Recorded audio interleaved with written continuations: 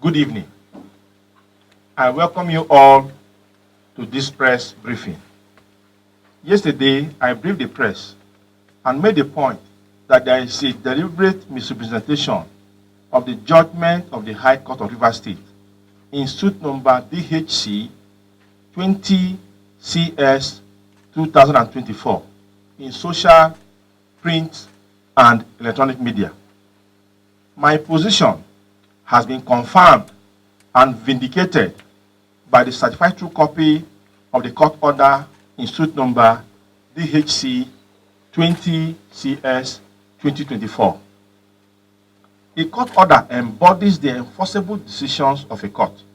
In this case, the enforceable orders of the court are that this should be and is hereby dismissed, struck out for want of jurisdiction. That the People's Democratic Party, PDP, be and is hereby joined as the fourth defendant. That the claimant's case be and is hereby dismissed for lacking in merit.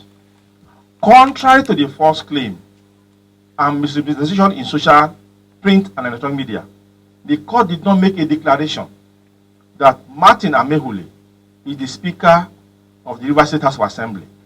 Neither did it make any declaration that Martin Amehule and 26 others are members of the Rivers State House of Assembly and the People's Democratic Party.